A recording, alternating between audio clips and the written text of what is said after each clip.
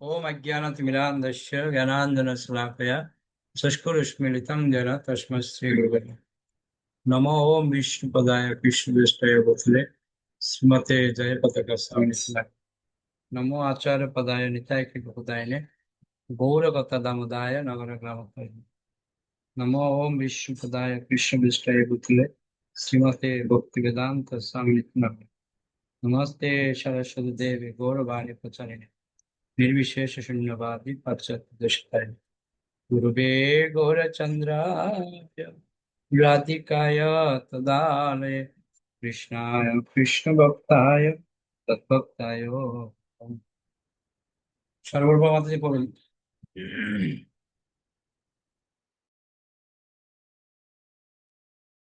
হরে কৃষ্ণ প্রভু প্রণাম। প্রায় 100 বর্ষ পূর্বে ছিল ভক্তি বিনোদ ঠাকুরও বলেছেন, এমন একদিন আসবে যখন বিশ্বের সকল ধর্মমত সংকীর্তন আন্দোলনের ধারা বেয়ে শ্রী চৈতন্য মহাপ্রভুর চরণ পদ্মে এসে মাথা নত করে একতাবদ্ধ হবে। এই ভবিষ্যৎবাণী তিনি 1896 সাল নাগাদ করেছিলেন এবং তা গ্রন্থাকারে প্রকাশিত হয়েছে। আজ আমরা দেখতেই পাচ্ছি সেই ভবিষ্যৎবাণী অক্ষরে অক্ষরে সফলতার অভিমুখে এগিয়ে চলছে। এখনো হয়তো সারা জগতে সর্বজাতি সর্বধর্মের মিলন ঘটেনি, কিন্তু ইসকনের মধ্যে তা সুস্পষ্টভাবে সার্থক সম্ভব হয়ে উঠেছে। ইসকনে বিভিন্ন জাতি বিভিন্ন ধর্মের মানুষ সবাই এক সনাতন ধর্মের কাছে এসে মিলিত হয়েছেন শ্রী চৈতন্য মহাপ্রভু সংকীর্তন আন্দোলনের ছত্রছায়ায়। এখন যদি কোনো একটি নীতিসূত্র কোনো বিশেষ ক্ষেত্রে সুফল দেখায় আর সেই ক্ষেত্রটিকে যদি আমরা ক্রমেই প্রসারিত করতে থাকি, তাহলে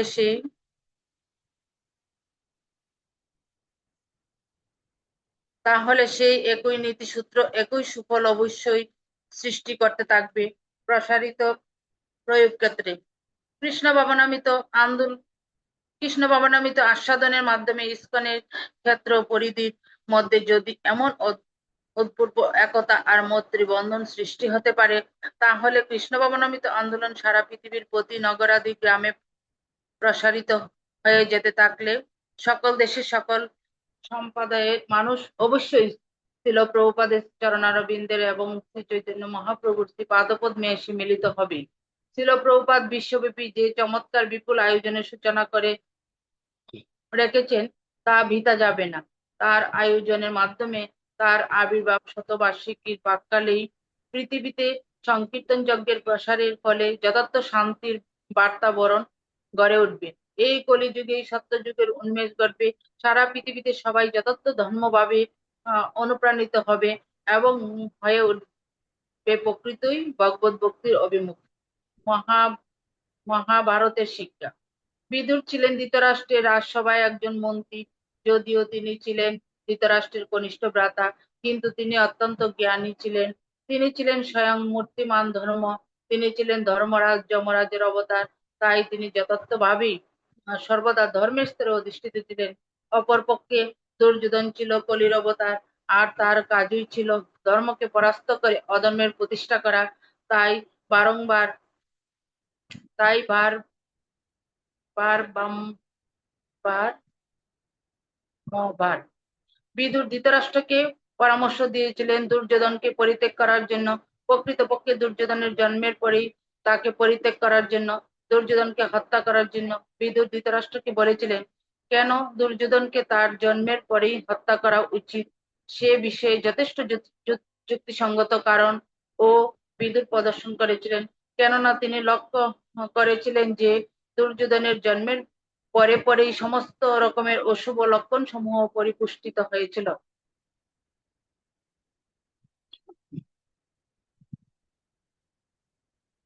বিদুরের মতো ব্যক্তিগণ হচ্ছেন ত্রিকালজ্ঞ। সময়ের 3টি স্তরকেই তারা দর্শন করতে পারেন। কেবলমাত্র ভবিষ্যৎ নয়, তারা অতীত বর্তমান সেই সঙ্গে ভবিষ্যৎকেও দর্শন করতে পারেন। বিদুর দেখতে পেয়েছিলেন যে এই ব্যক্তিটি অর্থাৎ দুর্যোধন যে কেবলমাত্র তার সমগ্র পরিবারের বিনাশের কারণ হবে তাই নয়, এবং সে সমগ্র ক্ষত্রিয় কুলের বিনাশের কারণ হবে, এমনকি সে এই পৃথিবী গ্রহেরও বিনাশের কারণ হবে। কিন্তু ধৃতরাষ্ট্র তার পুত্র স্নেহে এতটাই প্রভাবান্বিত ছিলেন যে তিনি বিদুরের বিজ্ঞ উপদেশ গ্রহণ করেননি। শিল প্রভুপাদ উল্লেখ করেছেন যে ধৃতরাষ্ট্র কেবল যে জাগতিকভাবে অন্ধ ছিলেন তা নয়, তিনি পারমার্থিক দিক দিয়েও অন্ধ ছিলেন। তিনি কেবল দেহগতভাবে অন্ধ ছিলেন না, তার পারমার্থিক দৃষ্টিও ছিল শূন্য। তাই তিনি কি ঠিক আর কি ভুল, কি করা উচিত আর কি করা উচিত নয় তা দর্শন করতে পারতেন না বলে ধৃতরাষ্ট্র সেই সময় বিদুরের উপদেশ গ্রহণ করেননি। বিভিন্ন সময়ে বারংবার ধৃতরাষ্ট্রকে বিদুর সেই একই উপদেশ প্রদান করে গেছেন। যখন দুর্যোধনেরা কুন্তী সহ পাণ্ডবদের হত্যা করার চেষ্টা করেছিল, তখনও বিদুর ধৃতরাষ্ট্রকে বলেছিলেন, আপনার পুত্রের থেকে নিস্তার লাভ করুন, সে একটি মূর্তিমান অশুভ। পাশা খেলায় প্রবঞ্চিত করে যখন পাণ্ডবদের সবকিছু কেড়ে নেওয়া হচ্ছিল এবং দ্রৌপদীকে টানতে টানতে রাজসভায় নিয়ে এসে সর্বসমক্ষে লাঞ্ছিত করা হচ্ছিল, বিদুর তখনও ধৃতরাষ্ট্রকে বলেছিলেন, আপনার পুত্রকে পরিত্যাগ করুন। দ্রৌপদী লাঞ্ছনার হাত থেকে রক্ষা করার জন্য রাজসভায় সকলের কাছে আবেদন করেছিলেন, কিন্তু কেউ এই লাঞ্ছনার প্রতিবাদ করে উঠে দাঁড়াননি। কুরুবংশের সকল জ্যেষ্ঠ সদস্যরা তখন সেখানে উপস্থিত ছিলেন। স্বয়ং পিতামহ ভীষ্মদেব সেখানে উপস্থিত ছিলেন, দ্রোণাচার্য উপস্থিত ছিলেন, ধৃতরাষ্ট্র তো উপস্থিত ছিলেনই। কিন্তু কেউ এই ঘৃণ্য অমানবিক আচরণের প্রতিবাদ করেননি। একমাত্র বিদুর উঠে দাঁড়িয়েছিলেন, সেই রাজসভায় দাঁড়িয়ে ধৃতরাষ্ট্রকে সাবধান করেছিলেন, এখনো সময় আছে, দয়া করে এই ধরিত্রীকে অবমাননা কর বিনাশ সাধন করে বিনাশ সাধন থেকে রক্ষা করুন, আপনার পুত্রকে ত্যায্য করুন। কিন্তু ধৃতরাষ্ট্র কর্ণপাত করেননি। এরপর আবার কুরুক্ষেত্র যুদ্ধ সংঘটিত হতে চলার ঠিক পূর্বে বিদুর ধৃতরাষ্ট্রকে উপদেশ প্রদান করলেন, আপনি দয়া করে আপনার পুত্রটিকে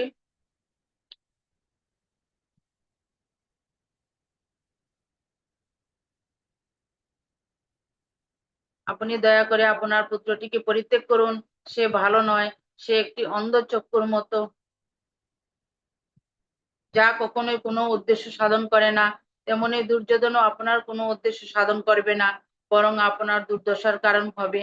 কেবল আপনারই নয়, সে সমগ্র পরিবারের বিনাশের কারণ হবে। সে কুলগ্ন, সে অগ্নির মতো কুল বা বংশকে ভস্মীভূত করে।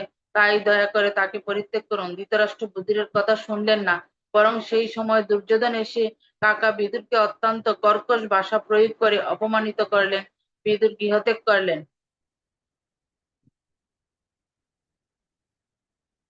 তিনি দেখলেন যে যা অবশ্যম্ভাবী তাকে আর এড়িয়ে থাকা সম্ভব নয়, তাই তিনি চলে গেলেন।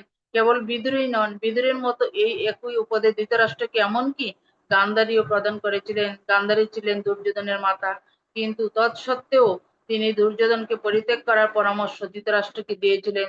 দ্রৌপদী কিভাবে রাজসভায় লাঞ্ছিত হচ্ছেন, অপমানিত হচ্ছেন তা দর্শন করে গান্ধারী ক্রুদ্ধ হয়ে উঠেছিলেন। গান্ধারী রাজসভায় ছিলেন না, কিন্তু অন্দরমহল থেকে তিনি দ্রৌপদীর আর্তক্রন্দন শুনতে পেয়েছিলেন। তাই তিনি দ্রুত জানালার কাছে ছুটে আসেন। বৈদিক সংস্কৃতি অনুসারে রাজসভায় সাধারণত নারীগণ উপস্থিত থাকতেন না বা যেতেন না, কিন্তু কিছু ছোট ছোট জানালা ছিল যা দিয়ে রাজসভায় কি হচ্ছে প্রয়োজন হলে তা তারা দেখতে পারতেন। তাই গান্ধারী যখন দ্রৌপদীর আর্তক্রন্দন শ্রবণ করলেন, তখন তিনি জানালার কাছে চলে এলেন। যেহেতু গান্ধারীর চোখ দুটি সবসময় বাঁধা থাকতো, তাই তিনি দেখতে পেতেন না। কিন্তু দ্রৌপদীর আর্তক্রন্দন শ্রবণ করে এবং অন্যান্যদের কাছে বিস্তৃত জানতে পেরে তিনি বুঝতে পেরেছিলেন রাজসভায় কি হচ্ছে। তিনি অত্যন্ত ক্রুদ্ধ হয়ে তৎক্ষণাৎ ধৃতরাষ্ট্রের কাছে রাজসভায় ছুটে গেলেন এবং নিবেদন করলেন যে আমি এখানে আপনার কাছে একটি অনুরোধ নিয়ে আসছি। ধৃতরাষ্ট্র উত্তর প্রদান করলেন, বেশ বলো, আমি তোমার অনুরোধ রক্ষা করব। গান্ধারী বললেন, ওকে পরিত্যাগ করুন। কাকে? ধৃতরাষ্ট্র জিজ্ঞাসা করেন। গান্ধারী বললেন, দুর্যোধনকে।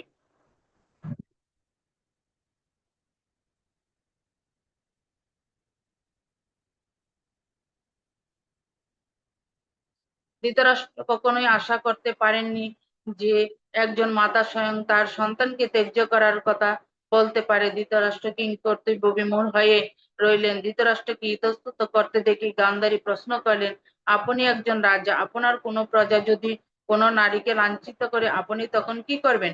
আমি তাকে সিত করব। ধৃতরাষ্ট্র উত্তর দিলেন, গান্ধারী বললেন, আপনার পুত্র সেটাই করেছে, আপনি তাকে নির্বাসিত করুন। কিন্তু ধৃতরাষ্ট্র তা করলেন না। তিনি যুক্তি দেখালেন, না না, শেষ পর্যন্ত তুমি যা ভাবছো ঠিক সেই রকমটি নয়। তখন গান্ধারী বললেন, দেখুন, আমি মা, আমি আমার গর্ভে তাকে দীর্ঘদিন ধারণ করেছি, আমি তাকে আমার আর আপন স্তন দুগ্ধ পান করিয়েছি। যখন তার ছোট ছোট হাত দুটো আমাকে জড়িয়ে ধরতো, মাতৃস্নেহ বাৎসল্য রসে আমার হৃদয় পূর্ণ হয়ে উঠতো, সেই আমি আপনাকে এই আবেদন করছি। কিন্তু আপনি তার এতটুকু প্রয়োজন অনুভব করছেন না। তবুও ধৃতরাষ্ট্র গান্ধারীর আবেদন প্রত্যাখ্যান করলেন। এই হলো একজন পারমার্থিক ভাবে অন্ধ ব্যক্তির আচরণ। তার চিন্তা ভাবনা, ধারণা ও বুদ্ধির মধ্যে স্বচ্ছতার অভাব থাকে। এই জন্যই মহাভারত আমাদের জন্য অত্যন্ত চমৎকার এক দৃষ্টি উন্মিলন প্রদায়ী জ্ঞান ভান্ডার। প্রকৃতপক্ষে মহাভারত কখন কি করা উচিত আর কখন কি করা উচিত নয় সে বিষয়ে আমাদের বিস্তৃতভাবে বর্ণনা প্রদান করে। আর এইভাবে ধীরে ধীরে শেষ পর্যন্ত মহাভারত আমাদের কৃষ্ণ শরণাগতির দিকে নিয়ে আসে। আমরা যখন কৃষ্ণ শরণাগত হই তখন তাতে লাভটি কি, এবং আমরা যখন কৃষ্ণ বিরোধী হই তখন তার অসুবিধাটি কি? কেউ ওকে কৃষ্ণ ওকে ওকে বিরোধী ওকে ওকে হলে ওকে জোরালো করে পড়ুন।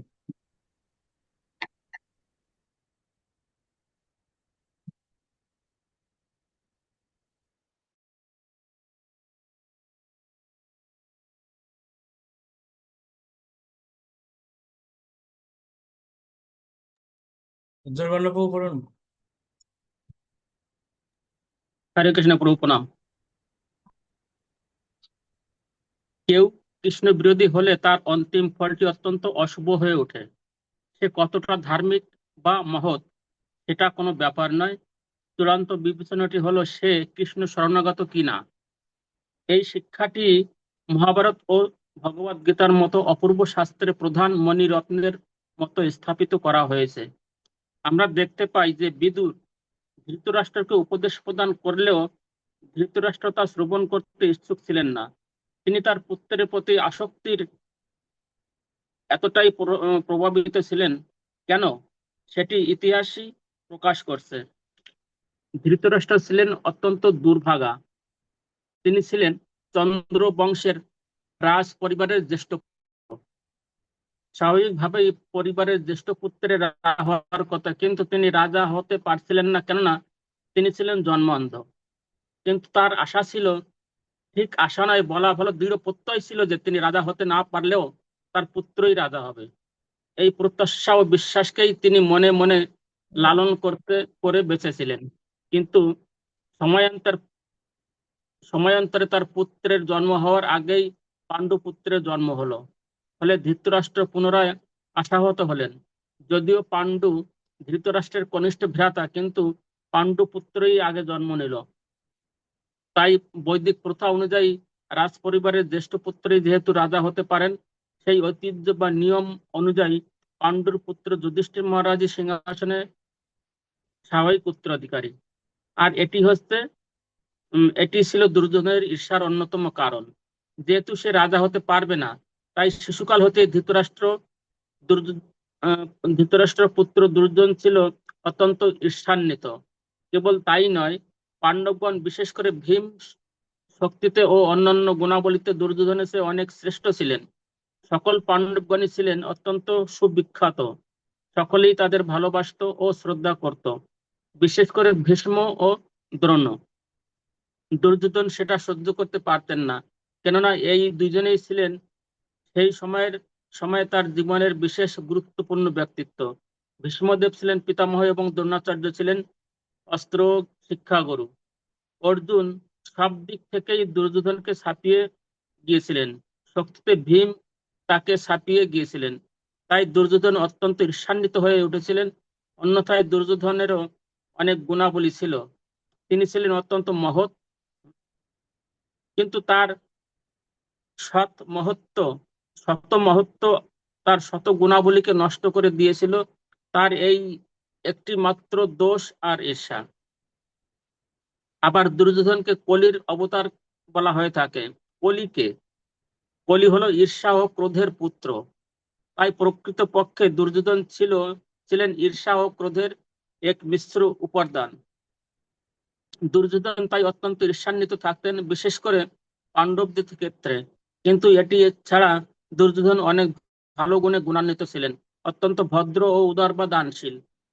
আর সেই জন্যই এত অসংখ্য মানুষ তাদের জীবন উৎসর্গ করার জন্য দুর্যোধনের পক্ষে যোগদান করেছিল। দ্রোণাচার্য যখন পাণ্ডব ও কৌরবদের সঙ্গে তার পুত্র অশ্বত্থামার পরিচয় করিয়ে দিয়েছিলেন, দ্রোণাচার্য আশা করেছিলেন যে স্বাভাবিকভাবেই অশ্বত্থামা পাণ্ডবদের প্রতি আকর্ষিত হবে, কিন্তু পরিবর্তে দুর্যোধনের সঙ্গে অশ্বত্থামার একটি সম্পর্ক গড়ে উঠেছিল। তাই এতটাই গভীর ছিল যে সেই বন্ধুত্ব যে দুর্যোধনের অনেক ঘৃণ্য কাজও সে করেছিল। এইসব ঘৃণ্য কাজগুলির মধ্যে জঘন্যতম ছিল নিদ্রিত ব্যক্তিদের হত্যা, বিশেষত দ্রৌপদীর 5 পুত্রকে। অশ্বত্থামা কেবল দুর্যোধনকে সন্তুষ্ট করার জন্যই এইসব করেছিল। অশ্বত্থামার জীবনের ব্রত, তার অস্তিত্বের উদ্দেশ্যেই যেন ছিল কেবলমাত্র দুর্যোধনকে সন্তুষ্ট করা।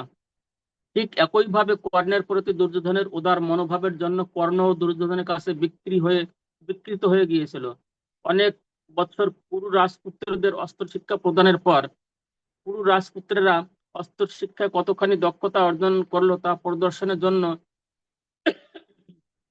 দ্রোণাচার্য এক অনুষ্ঠানের আয়োজন করেছিলেন। সেই অনুষ্ঠানে সহসা কর্ণ এসে উপস্থিত। অস্ত্রগুরু দ্রোণাচার্যের বিচক্ষণ চোখ কর্ণকে একবার দেখেই বুঝতে পারলো অত্যন্ত শক্তিশালী এবং অত্যন্ত প্রতিভাধর এই কর্ণ। দ্রোণাচার্য সমস্যা সন্দিগ্ধ হয়ে কর্ণকে তাই জিজ্ঞাসা করলেন, তোমার পরিচয় কি? তোমার নাম? কর্ণ স্বীকার করলেন তিনি নিম্ন জাতের সুতপুত্র। তখন দ্রোণাচার্য তাকে বললেন, তুমি রাজপুত্রদের সঙ্গে প্রতিযোগিতায় অংশ নিতে পারবে না। তাদের সঙ্গে প্রতিযোগিতায় অংশগ্রহণের জন্য তোমাকে সমগোত্রীয় হতে হবে। কোন সাহসে তুমি রাজপুত্রদের প্রতিদ্বন্দ্বিতায় আহ্বান করছো? ঠিক সেই সময় দুর্যোধন ঘোষণা করলেন, ঠিক আছে, আমি ওকে অঙ্গরাজ্য দান করছি। এইভাবে তখন কর্ণকে অঙ্গরাজ্য দান করে দুর্যোধন তাকে ক্ষত্রিয় স্তরে উন্নীত করলেন।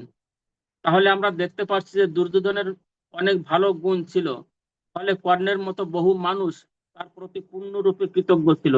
তাই কর্ণ একজন অত্যন্ত মহান ব্যক্তি হওয়া সত্ত্বেও দুর্যোধনের সন্তুষ্টি বিধানের জন্য অত্যন্ত অধঃপতিত স্তরে নেমে যেতেও দ্বিধাবোধ করেনি। এই জন্য শ্রীল প্রভুপাদ আমাদের নির্দেশ প্রদান করেছেন যে আমরা কি ধরনের সঙ্গ করছি সে বিষয়ে আমরা যেন অত্যন্ত সতর্ক থাকি। সঙ্গ করার ব্যাপারে আমাদের খুবই সাবধান থাকতে হবে। আমরা যদি অসৎ সঙ্গে অবস্থান করি, আমরা যতই ভালো হই না কেন সেটা কোনো ব্যাপার নয়, সেই অসৎ সঙ্গের প্রভাব আমাদের উপর পড়বে। সুতরাং সঙ্গ ব্যাপারটি অতি গুরুত্বপূর্ণ। ওকে ওকে ওকে সুনির্মলা আপনি বলুন। হরে কৃষ্ণ প্রভু, প্রণাম। দুর্যোধন এইভাবে কর্ণকে জয় করেছিল। কর্ণের আর কি কথা, এমনকি মাদ্রির ভ্রাতা পাণ্ডবদের মামা শল্যকেও সে জয় করেছিল। শল্য কুরুক্ষেত্রের যুদ্ধে পাণ্ডব পক্ষে যোগদান করতে এসেছিলেন, কিন্তু দুর্যোধনের ব্যবহারে মুগ্ধ হয়ে অবশেষে কৌরব পক্ষে যোগদান করেন। যুদ্ধ করার ক্ষেত্রে কর্ণের একটি সমস্যা ছিল। সেটি হলো, কর্ণ যখন জানতে পারলো যে কৃষ্ণ হবেন অর্জুনের রথের সারথি, কর্ণ দুর্যোধনকে বলল, দেখো দুর্যোধন, কৃষ্ণের মতো একজন সারথি যদি অর্জুনের থাকে তাহলে আমি তার সঙ্গে প্রতিদ্বন্দ্বিতা করতে সমর্থ হব না। দুর্যোধন জিজ্ঞাসা করলো, তাহলে কে তোমার রথের সারথি হতে পারে? কর্ণ বলল, সবচেয়ে দক্ষ সারথি হচ্ছে মদ্ররাজ শল্য, কিন্তু সে পাণ্ডবদের মাতুল, তাকে কি করে পাওয়া যাবে? এই কথা শুনে দুর্যোধন শল্যের সঙ্গে সাক্ষাতের আয়োজন করলেন। শল্য আগমন করলে পর দুর্যোধন তার সঙ্গে এমন সুন্দর ব্যবহার করলেন যে তার শরীর রূপে শল্য দুর্যোধনের পক্ষে যোগদান করতে বাধ্য হলেন, তার আপন ভাগ্নে পাণ্ডবদের বিরুদ্ধে যুদ্ধ করার জন্য। তো এই জন্য দুর্যোধনকে কেউ কেউ অত্যন্ত সুকৌশলী পরিকল্পক বলে অভিহিত করে থাকে। তার প্রতিটি আচরণ ও কাজের পেছনে কোনো লক্ষ্য বা উদ্দেশ্য অবশ্যই কাজ করত, কিন্তু তবু দুর্যোধন এমন উপায়ে সেই সব কাজ করত যে সকলেই তাকে অত্যন্ত ভদ্র সুন্দর ব্যক্তিত্ব বলে স্বীকার করতে বাধ্য হতো। তার ফলে অনেক মানুষ দুর্যোধনের পক্ষে যোগদান করেছিল। কুরুক্ষেত্র যুদ্ধ আয়োজিত হলে পাণ্ডবগণের পক্ষে ছিল 7 অক্ষৌহিণী সেনা, কিন্তু কৌরব পক্ষে ছিল 11 অক্ষৌহিণী সেনা। পাণ্ডবদের পক্ষে যারা ছিলেন তারা সকলেই ছিলেন রক্তের সম্পর্কে, পাণ্ডবদের আত্মীয়, যেমন দ্রৌপদ, ধৃষ্টদ্যুম্ন, বিরাট ও অন্যান্যরা। কিন্তু কৌরব পক্ষে আত্মীয় স্বজন ছাড়াও এমন অসংখ্য মানুষ ছিল যারা কেবল দুর্যোধনের ব্যবহারে মুগ্ধ হয়ে যোগদান করেছিল। এইভাবে আমরা দেখতে পারি যে দুর্যোধনের অনেক ভালো গুণ থাকা সত্ত্বেও কেবলমাত্র একটি জিনিস, তার ঈর্ষা দোষের জন্য শেষ পর্যন্ত দুর্যোধন ছিল এক মূর্তিমান অশুভ। ঈর্ষা ক্রোধ আনয়ন করে। অতএব এই দুটির প্রভাবকে পরাস্ত করার জন্য আমাদের অত্যন্ত সতর্ক থাকতে হবে, কেবলমাত্র পারমার্থিক অগ্রগতি সাধনের জন্যই নয়, এমনকি আমাদের যথার্থ জীবনযাপনেও। আর এই উদ্দেশ্যেই শ্রী চৈতন্য মহাপ্রভু আগমন করেছিলেন। প্রকৃতপক্ষে শ্রী চৈতন্য মহাপ্রভু এই জগতে অবতরণ করেছিলেন কলির প্রভাবকে প্রতিহত করার জন্য। কলির প্রভাবের ফল হচ্ছে কলহ, যা ঈর্ষা ও ক্রোধ থেকে উৎপন্ন হয়। তাই কলির আরেকটি নাম হচ্ছে মূর্তিমান কলহ। করাল বদন পুরো কলিশ্চর কলহ। কলিকে অত্যন্ত বীভৎস দর্শন, অত্যন্ত দুর্নীতি পরায়ণ ও নিঃশিংস রূপে বর্ণনা করা হয়েছে। সে অত্যন্ত অসৎ এবং সর্বদা কলহ উৎপন্ন করছে। কলহ সৃষ্টি করে কলহের মাধ্যমে সকলকে বিভক্ত করে সে তার প্রভাব বিস্তার করে। শ্রী চৈতন্য মহাপ্রভু আমাদের সকলকে ভগবত প্রেমের বন্ধনে আবদ্ধ করে, ঐক্যবদ্ধ করে কলির প্রভাব প্রতিহত করার জন্য অবতরণ করেছিলেন। পারস্পরিক ঈর্ষা বা ঘৃণার থেকে কলহের উৎপত্তি হয়। এখন আমরা কিভাবে ঈর্ষা বা ঘৃণাকে প্রতিরোধ করব? প্রেমের মাধ্যমে। প্রেম কি সে সম্বন্ধে শ্রী চৈতন্য চরিতামৃতে বর্ণনা করা হয়েছে। কৃষ্ণেন্দ্রিয় প্রীতি ইচ্ছা ধরে প্রেম নাম। পরমেশ্বর ভগবান কৃষ্ণের প্রীতি বা সন্তোষ বিধানের চেষ্টাই হচ্ছে প্রেম। তাই সেই ভগবত প্রেমের মাধ্যমে, ভগবানের শরণাগত হওয়ার মাধ্যমে আমরা আমাদের জীবনের কলির প্রভাবকে প্রতিহত করতে পারবো। ঈর্ষা ও ক্রোধ কলহের সৃষ্টি করে। আমরা কিভাবে ঈর্ষা ও ক্রোধকে দমন করব? নম্র বা বিনীত এবং সহ্যশীল হওয়ার মাধ্যমে। যারা ভগবত বিজ্ঞান হৃদয়ঙ্গম করছেন তারাই যথার্থ নম্র বা বিনীত এবং সহ্য শক্তি সম্পন্ন হন। কখনো কখনো আমরা ক্রুদ্ধ হওয়ার কারণ দেখাই, বিশেষ করে যদি কখনো কেউ আমার ভুলটি কোথায় তা দেখিয়ে দেবার বা তা সংশোধন করানোর চেষ্টা করেন। আমরা তৎক্ষণাৎ রেগে গিয়ে তাকে প্রশ্ন করি, আমার ভুল সংশোধন করার আপনি কে? কিন্তু আমরা যদি রেগে না গিয়ে বিনীতভাবে ভাবি, হয়তো আমি ভুল ছিলাম, তিনিই ঠিক, তাহলে আর ঝগড়া বা কলহের সৃষ্টি হয় না। আমরা ঈর্ষান্বিত হয়ে উঠি। কেন আমরা ঈর্ষান্বিত হই? কিভাবে একজন আমার চেয়ে শ্রেষ্ঠ হয়ে উঠেছে তা দেখে আমরা ঈর্ষান্বিত হই। অন্যেরা উন্নতি করেছে, তাদের সবাই প্রশংসা করছে, তারা এত যোগ্য হয়ে উঠেছে, এসব দেখে আমরা ঈর্ষান্বিত হই। কেন আমি নই? এই ভেবে আমরা যন্ত্রণা কাতর হই। কেন তারা দেখছে না যে আমিও কতটা শ্রেষ্ঠ? ধৈর্য ধরুন, সঠিক সময়ে কৃষ্ণ আপনারও মহিমা কীর্তন করবেন। আজ হোক অথবা কাল, সকলেরই পূর্ণতার সময় বা তুঙ্গি অবস্থা আসবে। আমাদের শুধু বিনম্র ও সহ্যের মনোভাব নিয়ে ভাবতে হবে যে যেহেতু সমস্ত কিছুই কৃষ্ণের ইচ্ছায় পরিচালিত হচ্ছে, তাই সবকিছু ঠিকই আছে। এই ধরনের কৃষ্ণ ভাবনামৃত থেকে এক অদ্ভুত শক্তি উৎপন্ন হয় যা আমাদের কলির প্রভাব থেকে দূরে রাখে। শ্রী চৈতন্য মহাপ্রভু সেই শিক্ষায় প্রদর্শন করে গেছেন। মহাভারতেরও সেটি শিক্ষা। ভগবানের নামের বিশেষত্বটি কোথায়? বৈদিক হিসাব অনুযায়ী মহাকালের সীমার পরিমাপ করা হয়েছে যোগ সমূহের মাধ্যমে। বেদে 4টি যুগের বর্ণনা করা হয়েছে, সত্যযুগ, ত্রেতা যুগ, দ্বাপর যুগ এবং কলিযুগ। আর এই সকল যোগেরা ঋতু আবর্তনের মতো বারবার আবর্তিত হতে থাকে। সত্যযুগের সময়সীমা 17,28,000 বৎসর। ত্রেতা যুগের সময়সীমা 12,96,000 বৎসর। দাপর যুগের সময়সীমা 8,64,000 বৎসর। কলিযুগের সময়সীমা 4,32,000 বৎসর।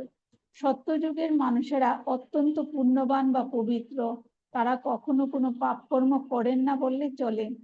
ত্রেতা যুগের মানুষদের মধ্যে পাপময় জীবনের প্রতি আগ্রহ দেখা দেয় এবং দ্বাপর যুগে তারা আরো বেশি পাপপ্রবণ হয়ে পড়ে। অবশেষে কলিযুগে ভগবত ভক্তিহীনতা প্রায় সম্পূর্ণরূপে আধিপত্য বিস্তার করে। যুগসমূহকে ঋতুদের সঙ্গে তুলনা করলে এই কলিযুগটি হচ্ছে শীতকালের মতো। বৈদিক শাস্ত্রে যুগ চতুষ্টয়ের প্রত্যেকটির জন্য নির্দিষ্ট ধরনের ধর্মীয় পন্থা নির্দেশ করা হয়েছে। সত্যযুগের পন্থাটি হচ্ছে ভগবানের রূপ ধ্যান। ত্রেতা যুগের পন্থাটি হলো ভগবানের উদ্দেশ্যে যজ্ঞ নিবেদন। দ্বাপর যুগের পন্থাটি হলো মন্দিরে ভগবানের শ্রী বিগ্রহের অর্চনা এবং কলিযুগের পন্থাটি হচ্ছে ভগবানের পবিত্র নামের কীর্তন। ভগবান এতই করুণাময় যে যেহেতু পাপময় জীবন ক্রমবর্ধিত হওয়ার প্রতিটি যুগেই মানুষের গুণ ক্রমহাসমান, তাই প্রতিটি পরবর্তী যুগ পন্থাকে ক্রম সহজতর করেছেন। এখন এই কলিযুগটি হচ্ছে 4টি যুগের মধ্যে সবচেয়ে অধঃপতিত যুগ। আমাদের জীবনে আমরা দেখতে পাচ্ছি মানুষ দিনকে দিন কিভাবে আরো পাপ কর্মে রত হয়ে পড়েছে। মাংসাহার, জুয়া, মাদকদ্রব্য গ্রহণ এবং অবৈধ স্ত্রীসঙ্গ, পাপের এই 4টি স্তম্ভই চতুর্দিকে ক্রমাগত বৃদ্ধিপ্রাপ্ত হচ্ছে। আমরা দেখতে পাচ্ছি যে এই সমস্ত কার্যকলাপগুলি যত বৃদ্ধি পাচ্ছে এই জগৎ ততই দুঃখময় হয়ে উঠছে। আর দুঃখ থেকে মুক্ত হওয়ার জন্য সকল শাস্ত্রই কৃষ্ণের পবিত্র নাম কীর্তনের নির্দেশ প্রদান করছেন। শ্রীমদ্ ভাগবতে বলা হয়েছে যে এই যুগে ভগবানের নাম কীর্তনই একমাত্র কর্তব্য। প্রভু যিশু বলেছেন, আমাদের পিতার নাম কীর্তিত হোক। এইভাবে মোহাম্মদ বলেছেন, আমাদের একমাত্র আল্লাহর মহিমাই বর্ণনা করা উচিত। পৃথিবীর সমস্ত মহান ধর্মে এই নির্দেশ বারবার করে প্রদান করা হয়েছে। এখন প্রশ্ন উঠে যে ভগবানের নামের বিশেষত্বটি কোথায়? আমাদের শারীরিক পরিচয়ের স্বার্থে প্রদত্ত জড় শব্দ বিশিষ্ট কোনো নামের মতো ভগবানের নামটি নয়। এ ধরনের পরিচয়ত্বের ভগবানের কোনো প্রয়োজন নেই। তার কোনো জড় শারীরিক পরিচয় নেই, কেননা তিনি সম্পূর্ণরূপে চিন্ময়। কিন্তু তার দিব্য অসীম গুণাবলী লীলা অনুসারে তার অসংখ্য নাম রয়েছে। ওকে ওকে হরে কৃষ্ণ প্রভু। তো আমরা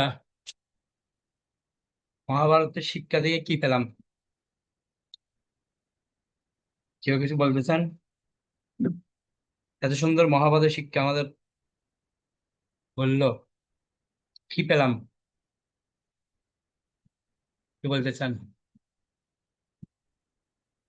একটা শিক্ষা হচ্ছে আমাদের গান্ধারী নাম্বার 1। গান্ধারী আমরা সবাই জানি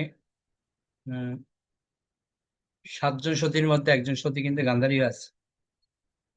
তার মানে কি গুণ? গান্ধারী নিজের ছেলেকেও পরিত্যাগ করতে দ্বিধাবোধ করেনি। অলরেডি তিনি প্রস্তাব রেখেছিলেন, কিন্তু যেহেতু ধৃতরাষ্ট্র পুত্র স্নেহে অন্ধ ছিলেন, সেজন্য গান্ধারী কথাটাকে মূল্যায়িত করেনি। ওকে, এটা একটা পয়েন্ট মহাভারত থেকে, এটা একটা বড় শিক্ষা। দ্বিতীয় শিক্ষা কি? অর্জুনের সরি দুর্যোধনের অনেক গুণ ছিল। এত গুণ থাকা সত্ত্বেও তার কিছু বদ অভ্যাসের গুণের কারণে সমস্ত গুণগুলি সব নষ্ট হয়ে গেছে। এটা একটা। সবচেয়ে দুর্যোধনের বড় গুণ কি দেখালো? বলছে যে ষোলো হচ্ছে আমাদের নকুল সহদেবের মামা। শল্যকে এত সুন্দর আপ্যায়ন করেছে, তাকে এত সুন্দর মিষ্টি কথা বলেছে যে শল্য মা বাবাকে বিরুদ্ধে যুদ্ধ করতে রাজি হয়ে গেছে। তার মানে তার কথা বলার কৌশল, আতিথেয়তা, যে বিরোধী পক্ষের লোককে নিজের পক্ষে নিয়ে আসা একটুখানি কথা নয় কিন্তু। তার মানে কত মহৎ গুণ ছিল। এটা হচ্ছে আমাদের একটা শিক্ষণীয় বিষয়। প্রপাত কিন্তু এখানে দু এক জায়গার মধ্যে ব্যাখ্যা করেছেন। এই ধৃতরাষ্ট্রের পুত্র স্নেহ অন্ধ ছিল, দুর্যোধনের মধ্যে গুণ ছিল, যার কারণে অনেক সৈন্যরাও দুর্যোধনের সাথ দিয়েছে। তো এটা একটা বড় প্লাস পয়েন্ট ছিল দুর্যোধনের, তার মধ্যে মহৎ গুণাবলী ছিল তার মানে। আরেকটা, বিদুর একটা জিনিস শিখিয়েছে, সেটা কি, যদি তোর ডাক শুনে কেউ না আসে তবে একলা চলবে। যখন বিদুর দেখলো না আহ ধৃতরাষ্ট্র তার কথা শুনছে না, তৎক্ষণাৎ বিদুর প্ল্যান চেঞ্জ করে নিয়েছে। সোজা সব ত্যাগ করে একদম চিত্তভ্রমণে চলে গেছে। চিত্তভ্রমণে গিয়ে মর্তের সাথে দেখা করে একদম দিব্য জ্ঞান প্রাপ্ত হয়ে তারপর আসছে। এসে এমন ভাবে বলেছে ধৃতরাষ্ট্রকে, মুহূর্তের মধ্যে ঘর থেকে বের করে দিয়েছে। তার মানে কি শিখলাম? এখানে অনেক বড় শিক্ষণীয় বিষয় আছে, তাই নাকি? তারপরে আমরা আরেকটা জিনিস দেখতে পাই, সঙ্গ। সঙ্গ, প্রভুপাদ এখানে বলছে সঙ্গ। সঙ্গ ব্যাপারটা অত্যন্ত গুরুত্বপূর্ণ। সঙ্গ এমন একটা বিষয় যে যদি সঠিকভাবে তাকে যদি আমরা সঙ্গ দিতে পারি, তাহলে সে কিন্তু শত্রু হলেও আমাদের পক্ষে আসবে। ওই জন্য আমাদের অনেক সময় ভক্তদের সাথে আমাদের মনোমালিন্য হয়, কিন্তু তাকে আমরা পরবর্তীতে মূল্যায়ন করি না। কিন্তু না, আমাদের উচিত তার সাথে এমন সম্পর্ক তৈরি করা যেন সে সবকিছু ভুলে যায়, ভুলে গিয়ে যেন ভালোবাসার মতো এগিয়ে আসে। এটা এখানে খুব সুন্দর উদাহরণ দিয়েছে। ওকে, আর একটা জিনিস আমরা কালকে বলছিলাম যে চৈতন্য চরিতামৃত দ্বিতীয় পরিচ্ছেদের মধ্যে 52 নম্বর শ্লোকে ওখানে বিভিন্ন আলোচনা করছিল। তো অ্যাকচুয়ালি এই দ্বিতীয় অধ্যায়টা হচ্ছে মহাপ্রভুর গুণাবলী বর্ণনা করা হচ্ছিল। মহাপ্রভু গুণাবলী বর্ণনা করতে গিয়ে আমরা অলরেডি চৈতন্য চরিতা আমরা মাসখানেক আগে শেষ করেছি ওই অধ্যায়টা। আমরা এখন চতুর্থ অধ্যায় পরিচ্ছেদে আছি, দ্বিতীয় পরিচ্ছেদ আমরা পড়েছিলাম। সেটা হচ্ছে মহাপ্রভু যে সবকিছুর মূল, তিনি যে কৃষ্ণ, এটা হচ্ছে প্রুভ করেছিলেন। আরেকটা বিষয় হচ্ছে, যেহেতু ব্রহ্মার কথাগুলো আমরা পড়ছিলাম, ব্রহ্মা আর কৃষ্ণের মধ্যে উম, কথা কাটাকাটি হচ্ছিল। ব্রহ্মা বলছে আপনি হচ্ছেন ভগবান, কৃষ্ণ বলছে হ্যাঁ আমি কি করে ভগবান, ভগবান তো নারায়ণ, তুমি নারায়ণের কাছে যাও, আমার কাছে কেন আসছো? এই নিয়ে দুজনের মধ্যে কত কথা কাটাকাটি, অনেক বিশাল অধ্যায় আমরা পড়েছি, খুব সুন্দর ব্যাখ্যা করেছিলাম আমরা।